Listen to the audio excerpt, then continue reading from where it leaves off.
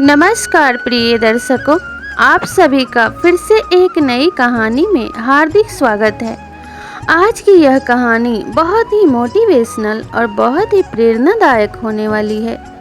आज की यह कहानी एक ऐसी कहानी है जिसे सुनने के बाद आप यह समझ पाएंगे कि बिना सोचे समझे अगर आप अपनी पत्नी को हर बात बताते हैं तो आप किसी बड़ी मुसीबत में पड़ सकते हैं। आपको पूरे परिवार को समान रूप से महत्व देना चाहिए। यह कहानी उन पुरुषों के लिए है जो पूरे परिवार को छोड़कर सिर्फ अपने पत्नी को महत्व देते हैं।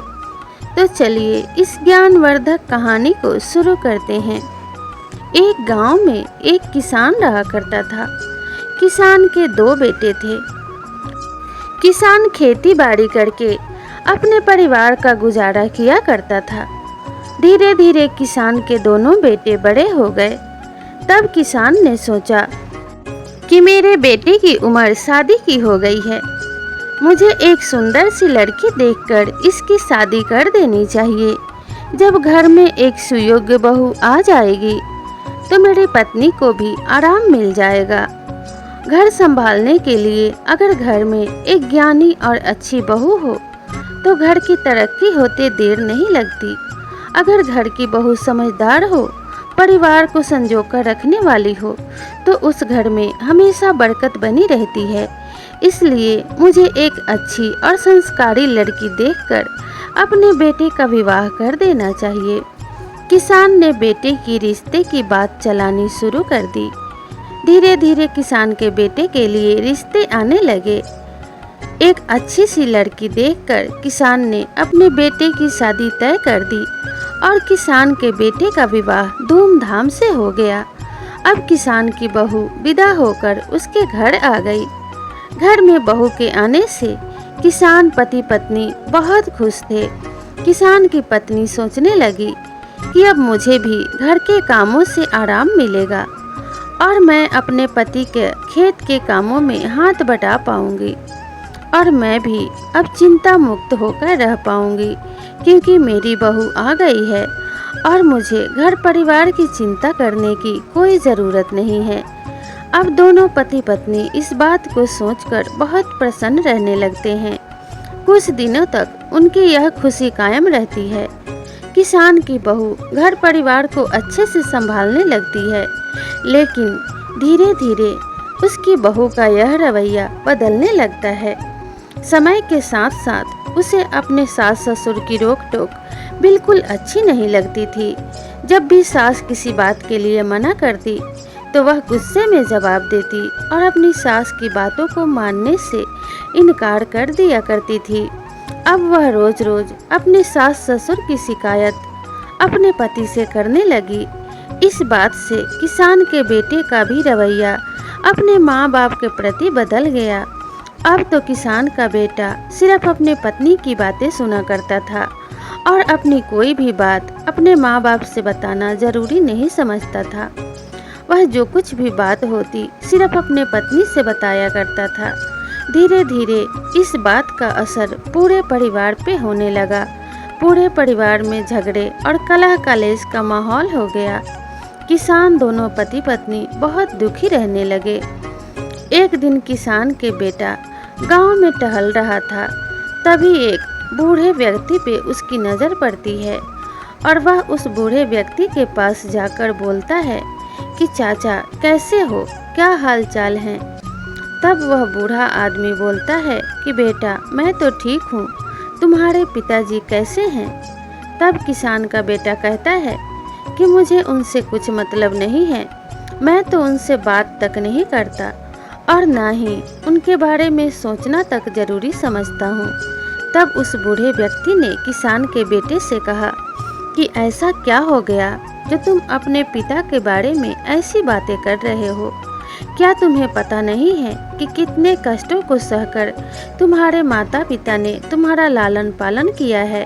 वह एक गरीब किसान है और तुम तो जानते ही हो कि किसान का जीवन कितना संघर्षपूर्ण होता है। किसान के बेटे ने उस बूढ़े व्यक्ति की बात सुनकर कहा कि चाचा आपकी बात तो सही है, लेकिन मेरे पिताजी और मेरी माँ मेरी पत्नी को परेशान किया करते हैं और एक पति होने के नाते अपने पत्नी के सुख दुख का ध्यान रखना भी मेरा कर्तव्य है।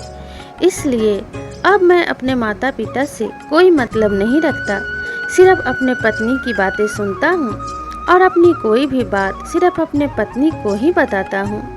इसलिए मुझे अब किसी से कोई लेना देना नहीं है। मैं पूरी दुनिया पे शक कर लूँ लेकिन अपने पत्नी पे कभी शक नहीं कर सकता। मैं अपनी सारे बात अपनी पत्नी को बताता हूँ और वह इन बातों को कभी किसी को नहीं बताती है। उस बूढ़े व्यक्ति ने कहा कि बेटा, पत्नी पे इतना अधिक भरोसा करना अच्छी बात नहीं है।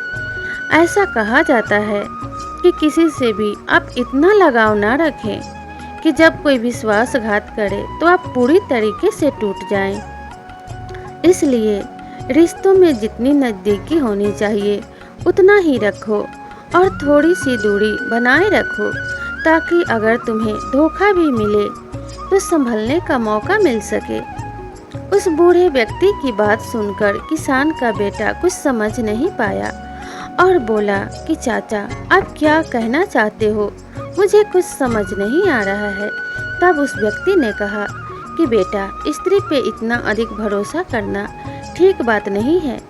क्या तुम उस पे इतना विश्वास करते हो तो तुमने कभी ये पता करने की कोशिश की है कि वह तुम्हारे विश्वास के काबिल है या नहीं?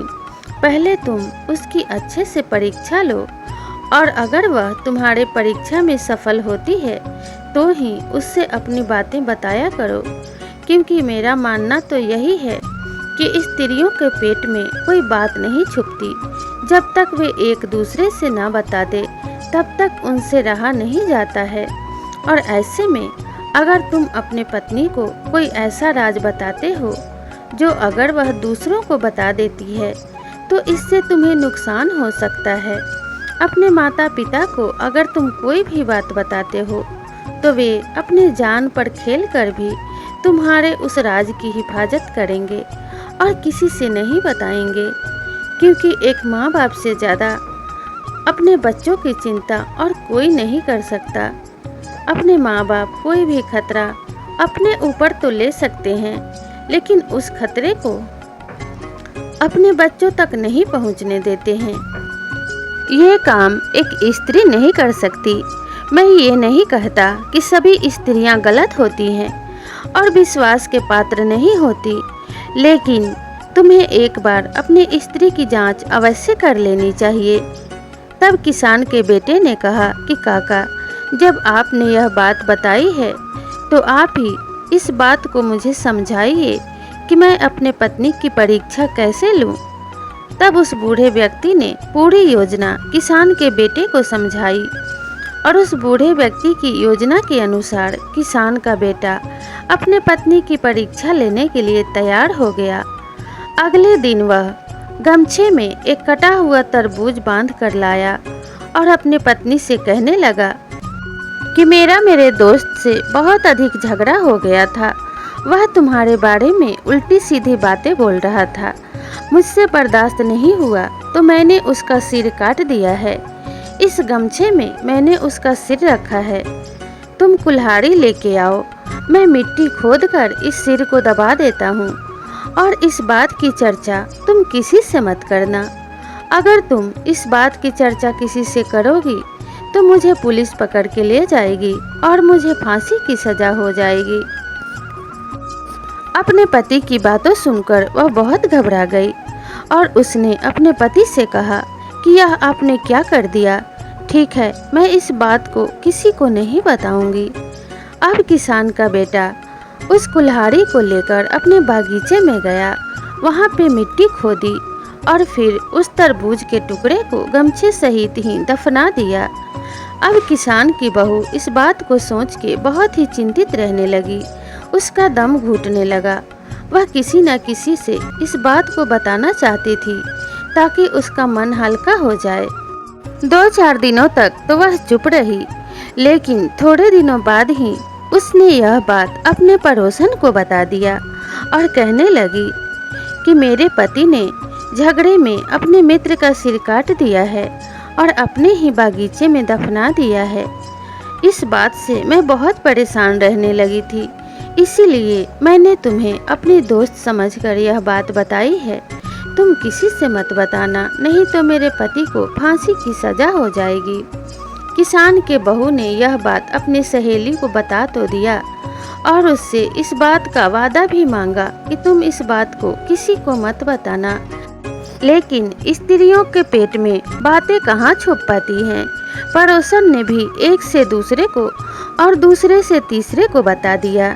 धीरे धीरे यह बात पूरे गांव में आग की तरह फैल गई और यह बात पुलिस थाने में भी पहुंच गई, जिसके बाद पुलिस दरोगा सहित किसान के घर आ पहुंचा और उसने किसान के बेटे को गिरफ्तार कर लिया और कहने लगा कि जल्दी बताओ, तुमने वह सिर कहाँ गाड़ कर रखा है।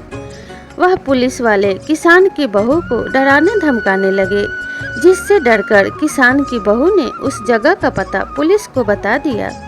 पुलिस ने जब वहां पे खुदाई शुरू की तो उन्हें गमछे में बंधा हुआ एक तरबूज का टुकड़ा मिला।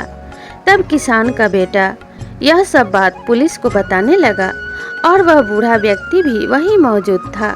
उसने पुलिस को सारी घटना समझाई और पुलिस से कहा कि मैंने ही इसे अपनी पत्नी की परीक्षा लेने के लिए कहा था और बोला था कि जो तुम अपने माँ बाप का अपमान कर रहे हो और अपनी पत्नी से सारी बातें बता रहे हो, तो वह उन बातों के लायक है भी या नहीं, इस बात की जांच कर लो, क्योंकि माँ बाप से बड़ा शुभ चिंतक और हितैषी इस दुनिया में कोई नहीं होता।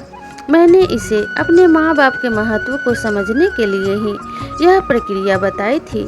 इसने किसी का कत्ल नहीं किया और ना ही यह दोषी है। पुलिस इन बातों को सुनकर वापस लौट जाती है और किसान का बेटा अपने गलती पे बहुत शर्मिंदा होता है। वे अपने माँ बाप के चरणों में गिरकर रोने लगता है और माफ़ी मांगने लगता है। किसान अपने बेटे को गले से लगा लेता है। किसान की पत्नी भी अपने बेटे को गले से लगाकर रोने लगती है और कहती है कि बेटे, तुम तो मेरे कलेजे का टुकड़ा हो, हम तुम्हें अनदेखा कैसे कर सकते हैं। तुमने हमारा अपमान भले ही किया हो, लेकिन हमने तुम्हें कभी कोई अपशब्द नहीं कहे, ना ही कोई बद्दुआ दी है, क्योंकि माँ बाप के दिल से अपने बच्चों के लिए हमेशा दुआ ही निकलती है। हम ये नहीं कहते कि अपने पत्नी का सम्मान मत करो, अपने पत्नी की इच्छा पूरी मत करो, लेकिन माँ बाप को भी अनदेखा मत करो। माँ बाप और पत्नी दोनों के बीच में तालमेल बिठा के चलो, क्योंकि पत्नी के प्रति भी तुम्हारा कर्तव्य है और माँ बाप के प्रति भी तुम्हारा कर्तव्य है। इन दोनों दायित्वों को तुम्हें ही निभाना है और इन दोनों के बीच की तुम्हें कड़ी बनना है, ना कि खाई। तो प्रिय दर्शकों, यह कहानी उन सभी बेटों के लिए है जो अपनी पत्नी के कारण अपने माँ बाप को छोड़ देते हैं। उन सभी पत्नियों के लिए है जो अपने पति से हमेशा अपने सास ससुर की शिकायत करती रहती हैं।